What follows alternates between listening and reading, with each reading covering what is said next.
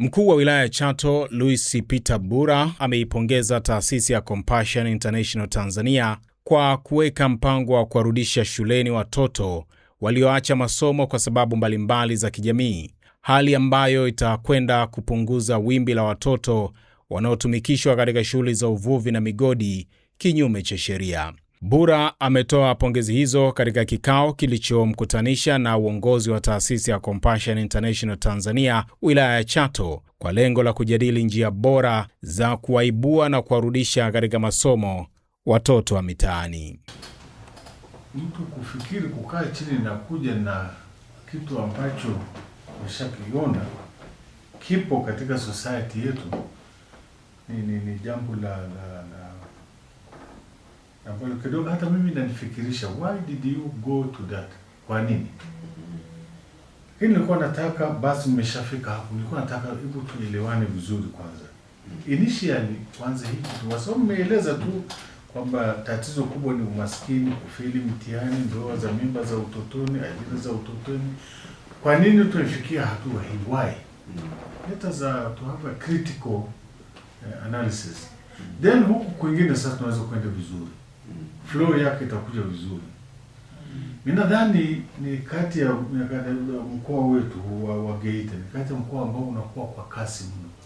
Let me tell you one thing.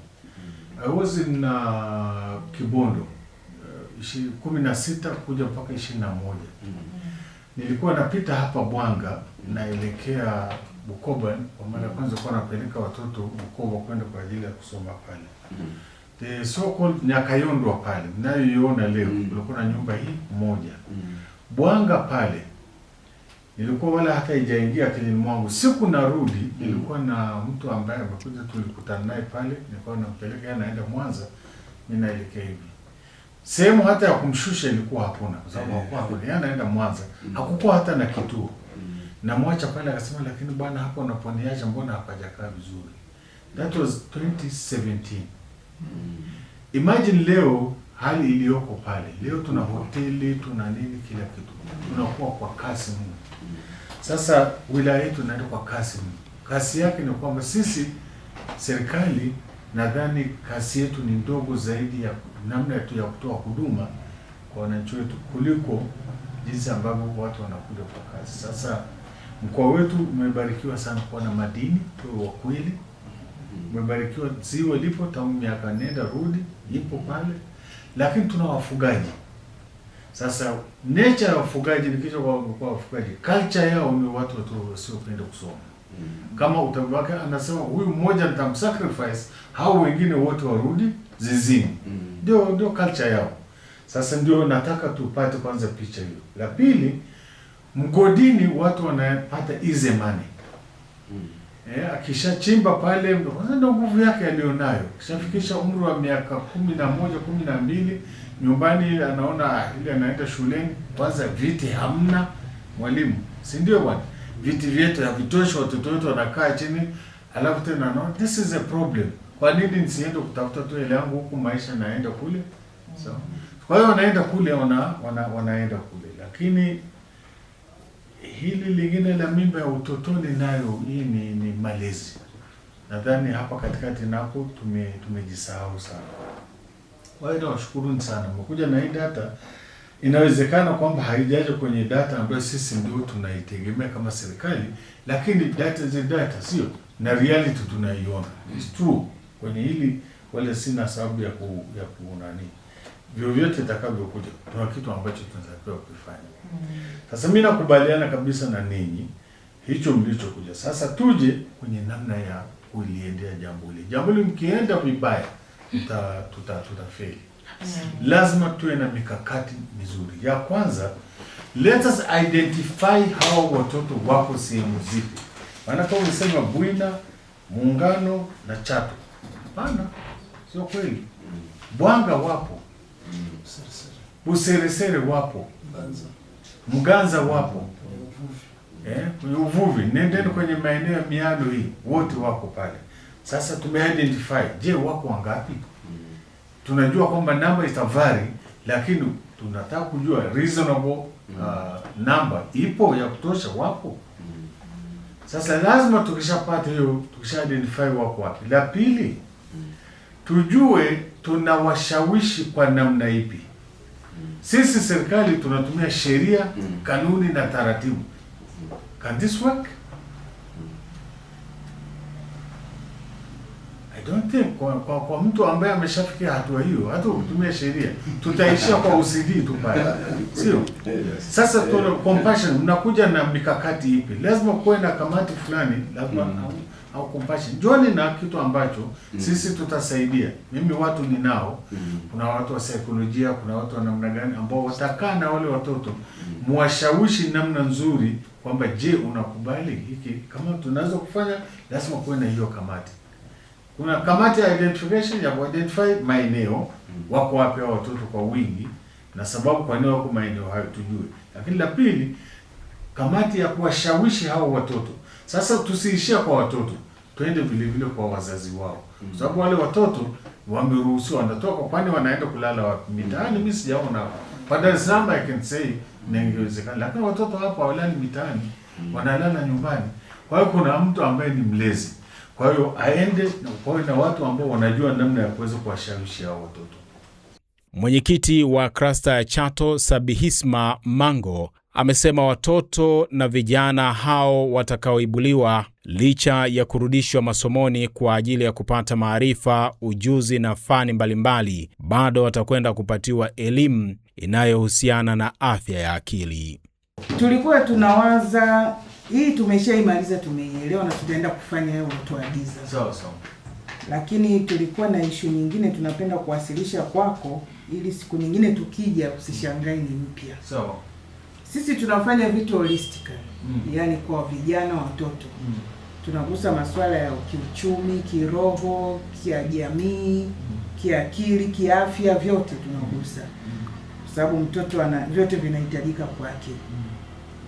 Na tuna support tangu watoto wa mama wajawazito mpaka mtoto anafikisha miaka 22.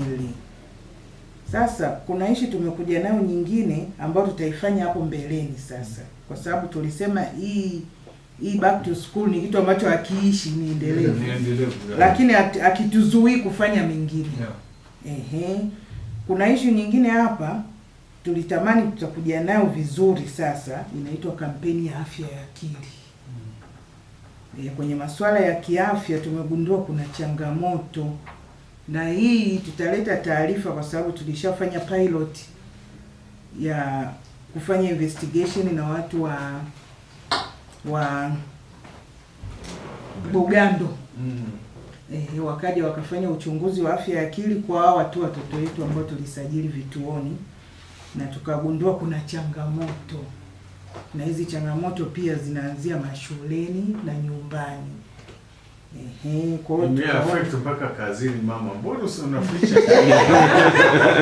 Na mpaka siku moja kwenye Chato Radio nilisikia wananchi wanaohoji hichi kitu cha afya ya akili, wanatamani kufahamu kwamba inatokanaje, inafikiwaje. Kwa hiyo sisi tukaona hii initiative kuifanya tusiguse tu watoto wetu. Ni shida kwa watu wote kwenye jamii, watu wazima, hata na mimi afya ya akili labda huenda. Neema Karoli ambaye ni mratibu wa huduma ya mtoto na kijana cluster ya Chato anasema matamanio yao ni kuhakikisha watoto na vijana wanaoibuliwa wanapata elimu ya ufundi kwa kushirikiana na vyuo mbalimbali vya VETA kwa manufaa ya maisha yao ya baadaye. Hapo mwanzo kwenye vituo vyetu tulikuwa tunaendesha mafunzo ya soko rasmi ambayo hayakuwa satisfied na VETA au sehemu yoyote ambayo tunaweza tukapata vyeti.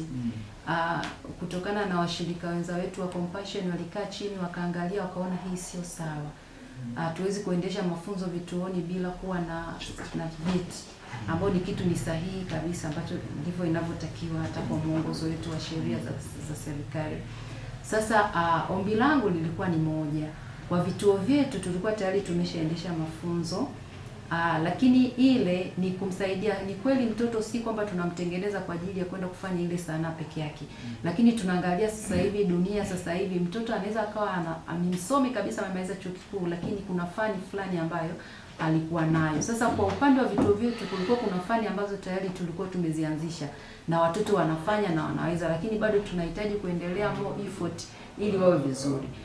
Wakati wa Jumatatu mpaka Ijumaa wanakwenda shule, lakini kuna Jumamosi ni siku ya program, wanakuja katika vituo vyetu. Na hizo siku za Jumamosi tulikuwa tunazitumia pia kuwapa study za maisha, ufundi na vitu kama hivyo. Kwa hiyo kuna baadhi ya vitu ambavyo tulikuwa tumeanzisha na vifaa tunavyo, mfano cherehani tunazo. Na vitu vingine tulikuwa tuna kozi ya ususi pale, tulikuwa tuna kozi ya upishi na vifaa vya upishi kabisa tunavyo. Lakini sasa baada ya haya mabadiliko kuja, hivi vitu havipo na watoto wanaendelea, lakini si kwa ubora ule ambapo ungekuwa na kiongozi ambaye anaweza akawaongoza.